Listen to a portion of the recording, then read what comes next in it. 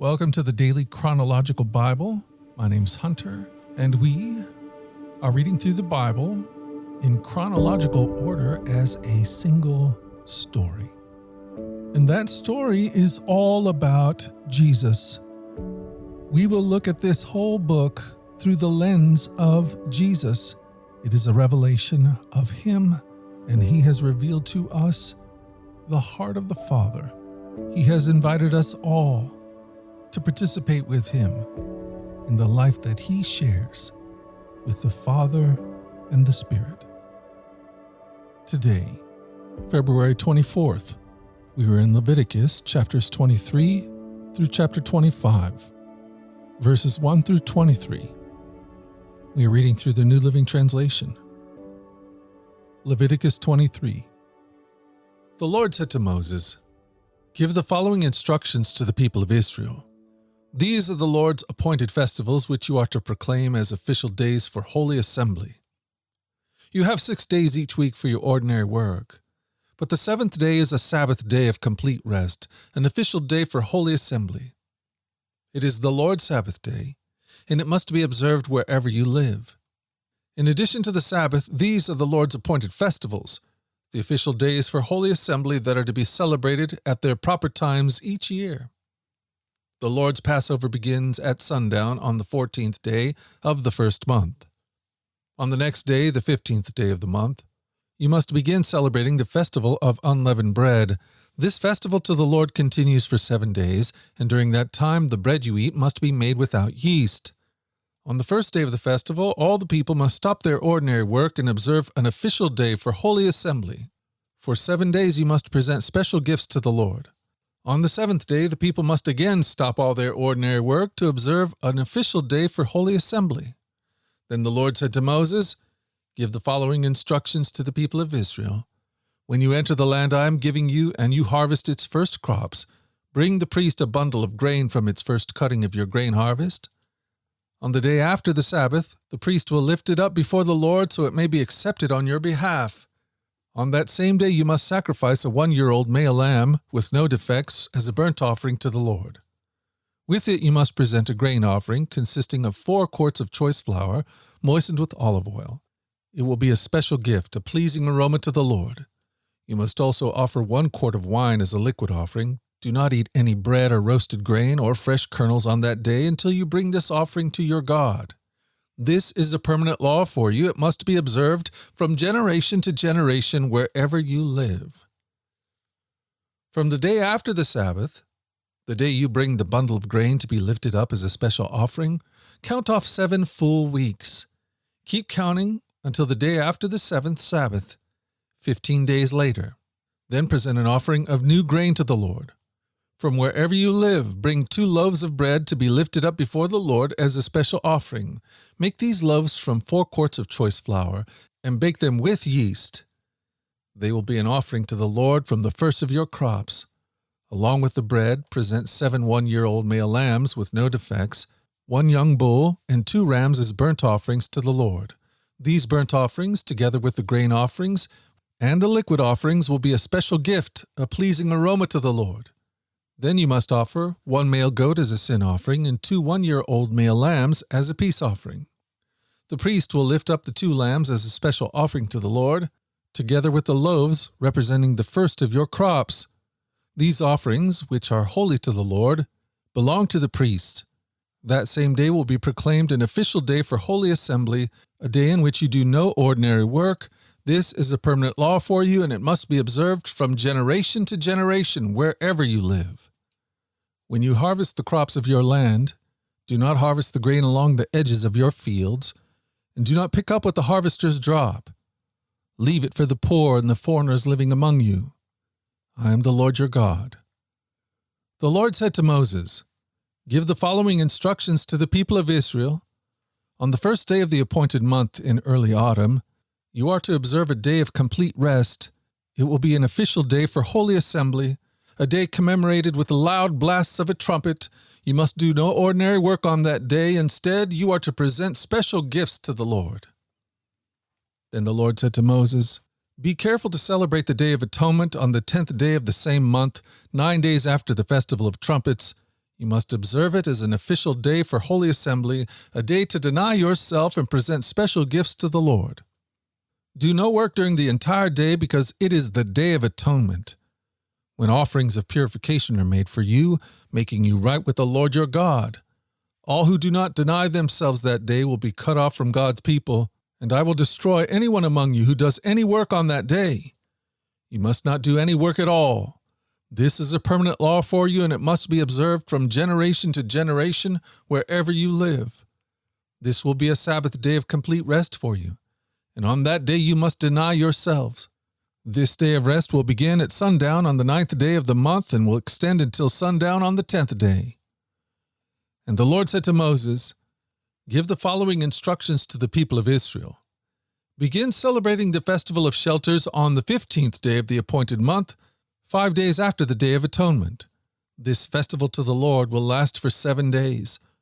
On the first day of the festival, you must proclaim an official day for Holy Assembly, when you do no ordinary work. For 7 days you must present special gifts to the Lord. The 8th day is another holy day on which you present your special gifts to the Lord. This will be a solemn occasion, and no ordinary work may be done on that day. These are the Lord's appointed festivals. Celebrate them each year as official days for Holy Assembly by presenting special gifts to the Lord. Burnt offerings, grain offerings, sacrifices, and liquid offerings, each on its proper day. These festivals will be preserved in addition to the Lord's regular Sabbaths, and the offerings are in addition to your personal gifts. The offerings you give to fulfill your vows, and the voluntary offerings you present to the Lord. Remember that this 7-day festival to the Lord, the Festival of Shelters, begins on the 15th day of the appointed month. After you have harvested all the produce of the land, the 1st and the 8th day of the festival will be days of complete rest.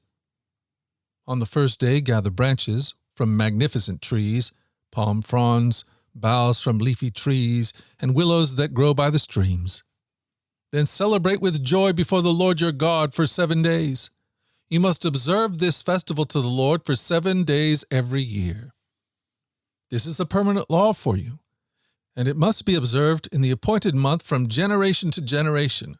For 7 days you must live outside in little shelters. All native-born Israelites must live in shelters. This will remind each new generation of Israelites that I made their ancestors live in shelters when I rescued them from the land of Egypt. I am the Lord your God." So Moses gave the Israelites these instructions regarding the annual festivals of the Lord. Leviticus 24.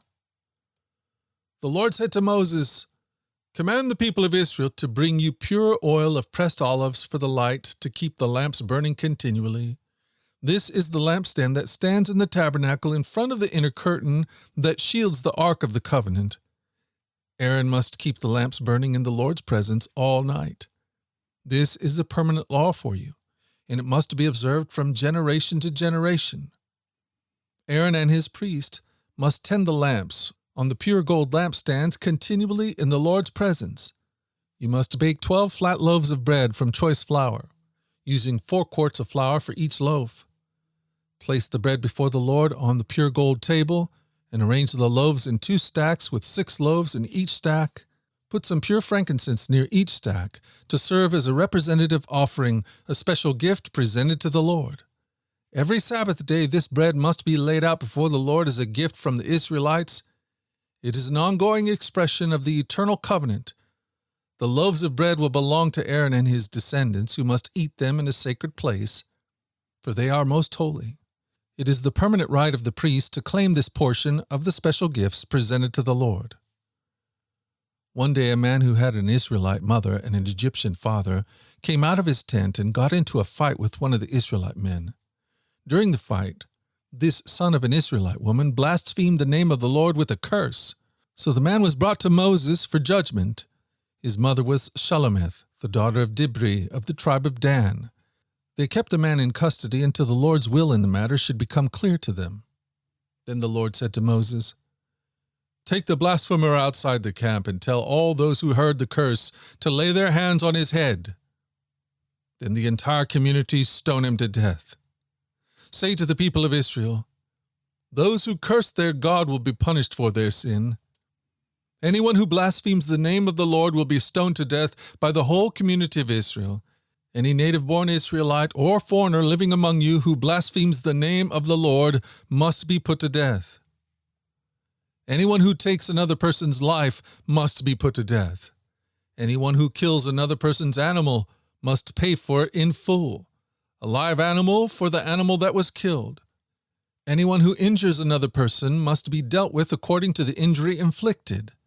A fracture for a fracture, an eye for an eye, a tooth for a tooth. Whatever anyone does to injure another person must be paid back in kind. Whoever kills an animal must pay for it in full, and whoever kills another person must be put to death.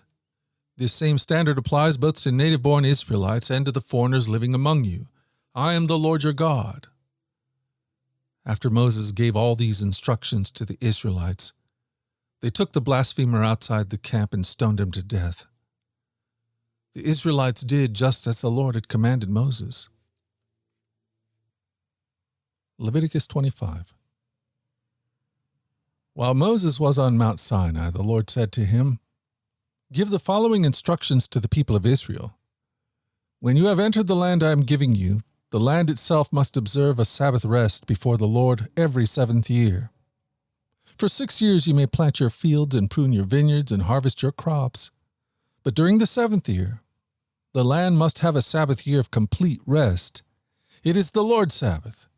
Do not plant your fields or prune your vineyards during that year, and don't store away the crops that grow on their own or gather the grapes from the unpruned vines. The land must have a year of complete rest. But you may eat whatever the land produces on its own during its Sabbath. This applies to you, your male and female servants, your hired workers, and the temporary residents who live with you. Your livestock and wild animals in your land will also be allowed to eat what the land produces. In addition, you must count off 7 Sabbath years, 7 sets of 7 years, adding up to 49 years in all. Then on the Day of Atonement in the 50th year, blow the ram's horn loud and long throughout the land. Set this year apart as holy, a time to proclaim freedom throughout the land for all who live there. It will be a year of jubilee for you, when each of you may return to the land that belonged to your ancestors and return to your own clan. This 50th year will be a jubilee for you. During that year you must not plant your fields or store away any of the crops that grow on their own, and don't gather the grapes from your unpruned vines. It will be a jubilee year for you, and you must keep it holy. But you may eat whatever the land produces on its own. In the year of jubilee, each of you may return to the land that belongs to your ancestors. When you make an agreement with your neighbor to buy or sell property, you must not take advantage of each other. When you buy land from your neighbor, the price you pay must be based on the number of years since the last jubilee. The seller must set the price by taking into account the number of years remaining until the next year of jubilee. The more years until the next jubilee, the higher the price. The fewer years, the lower the price. After all, the person selling the land is actually selling you a certain number of harvests. Show your fear of God by not taking advantage of each other. I am the Lord your God. If you want to live securely in the land, follow my decrees and obey my regulations. Then the land will yield large crops, and you will eat your fill and live securely in it. But you might ask, what will we eat during the 7th year, since we are not allowed to plant or harvest crops that year? Be assured that I will send my blessing for you in the 6th year, so the land will produce a crop large enough for 3 years. When you plant your fields in the 8th year, you will still be eating from the large crop of the 6th year. In fact, you'll still be eating from the large crop when the new crop is harvested in the 9th year. The land must never be sold on a permanent basis, for the land belongs to me.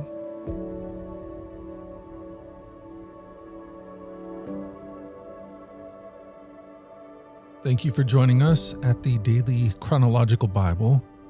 You can find out more about our other podcasts at dailyradiobible.com, where people from all around the world come to join us in this journey through the Scriptures, where we allow the Scriptures to point us to the God who is love, the God revealed to us fully in Jesus.